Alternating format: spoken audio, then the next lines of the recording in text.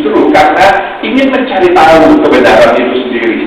Jadi hati almarhum itu berbicara dalam beragama. Saya melihat seperti itu, dan itulah kenapa ada beberapa yang saya suka dengan beberapa tulisannya, catatan hariannya. Salah satunya yang saya tulis adalah almarhum pernah menuliskan begini: satu-satunya hakim dalam kehidupan Islam bagi seorang Muslim adalah hati nuraninya, bukan fatwa-fatwa ulama, bukan isi buku-buku agama, ketentuan-ketentuan dari kawan dan lain-lain.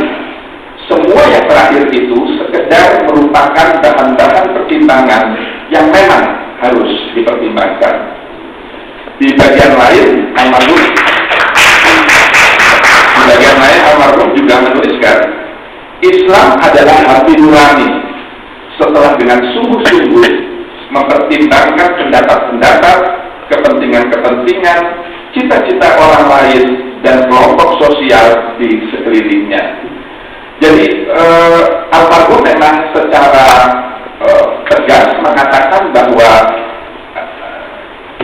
sejauh yang dia pahami, esensi dari agama itu hati nurani. Itulah kenapa kalau dalam ajaran Islam itu bahwa Al-Quran mengatakan bahwa setiap manusia itu ada ruh ilahiyah yang ditiupkan oleh Tuhan kepada setiap manusia, tidak hanya kepada setiap Muslim. Wa nafakhtu fihi min ruhi, itu Al-Quran mengatakan. Jadi aku tiupkan kepada Allah dariku sebagian dari ruh ilahiyah itu. Jadi bahkan hadis mengatakan bahwa ketika sahabat bertanya kepada Rasul kebenaran itu seperti apa, maka Rasulullah mengatakan, tanyakan kepada nuranimu sendiri. Jadi nurani itu yang pada akhirnya kemudian bisa membawa kita kepada kebenaran. Dari perbedaan, kita ingin memaksakan pihak lain untuk bisa menerima diri kita yang memang nyata-nyata berbeda gitu.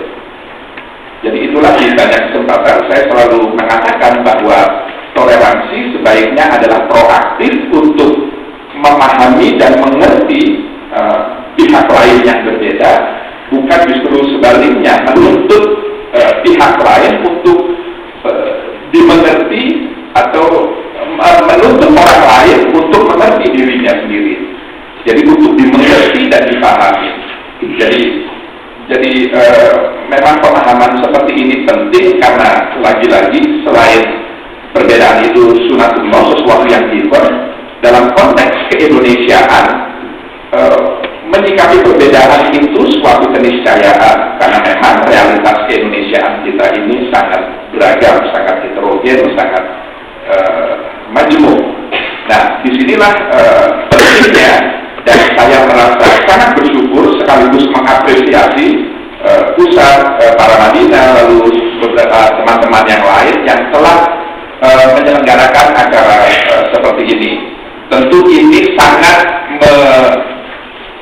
menginspirasi khususnya kalangan muda bagaimana agar nilai-nilai baik, nilai-nilai untuk bagaimana menebarluaskan toleransi ini tetap bisa kita jaga dan kita pelihara sehingga keindonesiaan kita yang beragam lagi-lagi termasuk juga dalam beragama itu bisa lebih baik.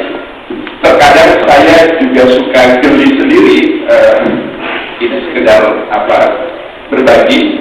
Kalau saya mengikuti timeline di Twitter itu kalau di antara yang misalnya kelompok yang ini dengan kelompok yang anti ini itu perdebatannya bisa saling menegasikan dan menafikan gitu. Padahal ini adalah bagian dari bagaimana kita mengedukasi masyarakat kita, khususnya kalangan muda, untuk menyikapi perbedaan. Jadi yang ingin saya tekankan adalah jangan saling menafikan, jangan saling menegasikan, gitu. Jangan juga menyalahkan. Biarlah masing-masing berdiri pada pijakannya, selama pijakannya itu kemudian dia yakini sebagai suatu kebenaran. Karena sekali lagi kebenaran itu bisa datang dari berbagai-bagai, tapi intinya adalah saya meyakini betul bahwa setiap agama pada akhirnya, pada ujungnya adalah bagaimana bisa memanusiakan manusia itu sendiri. Dan manusia selama mengikuti hatinya, hati nuraninya, maka insya Allah mudah-mudahan dia akan mencapai kebenaran itu. Sekali lagi terima kasih kepada kita,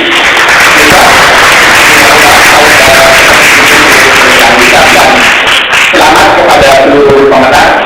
Saya merasa bangga, saya terharu juga melihat film tadi. Mudah-mudahan saya bisa berkomunikasi dengan teman-teman Kementerian Agama di Maluku untuk bagaimana bisa memenuhi harapan dari Rifki tadi ya. Demikian, terima kasih. Wassalamualaikum.